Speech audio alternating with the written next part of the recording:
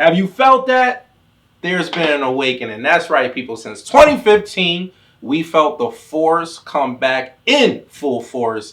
And this week, we have a special treat because it's the end of the Skywalker saga, people. That's right. Rise of the Skywalker is finally here, and we have a lot to talk about, so let's get it.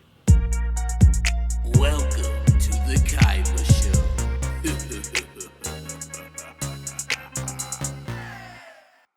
All right, people. So, Rise of the Skywalker is starring your girl Daisy Ridley, John Boyega, Carrie Fisher, Mark Hamill. Who else is in here? We got Kerry Russell making a guest appearance. We got your boy Billy D. Williams is back as Lando Calrissian. Yeah, as you can see, I'm a little excited. And we already know who it's directed by. It's directed by J.J. Abrams. Where do I begin? First off, let's start off the story. Basically, without giving too much away, people, just know that from the trailers, your boy Palpatine is back. That's right, Darth Sidious is back. And yeah, Rey and the Rebel Alliance, they're trying to stop him with his little master plan. Because once again, people, he is the puppet master like we know him to be before in prior Star Wars movies. So let's get it. Yeah, where should I start? I think this was a well send off to the saga. With this trilogy, I feel like this is probably the best one, people. The visuals was on point. I mean, come on, this is a Star Wars movie, so we already know that the special effects are going to be on point. You know, we got these awesome aerial combat scenes, stormtrooper, blaster scenes. Just action wise, visual effects wise, this movie is stunning.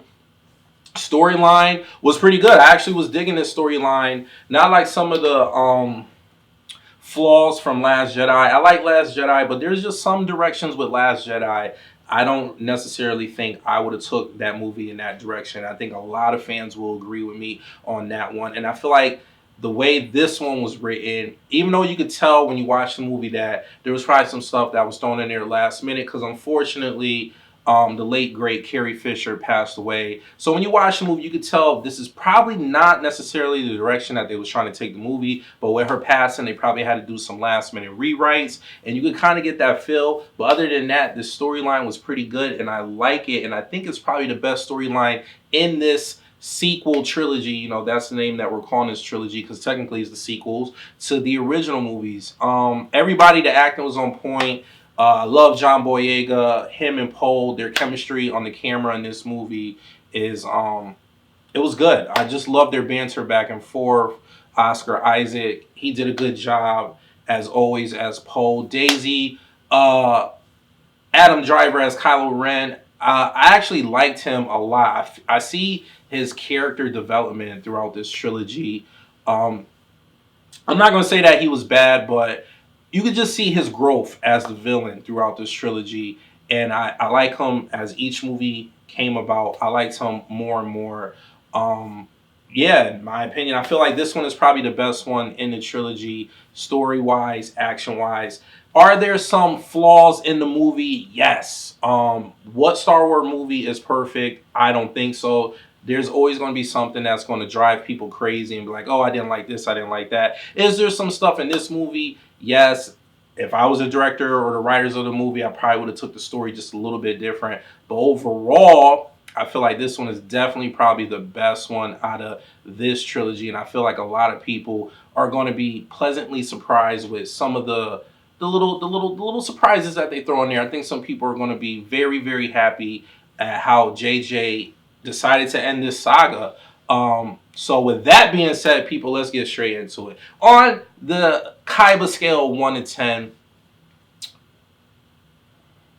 I think I'm going to land on giving this movie, as of right now, because this is my first viewing, I am going to give this movie a solid 8.5.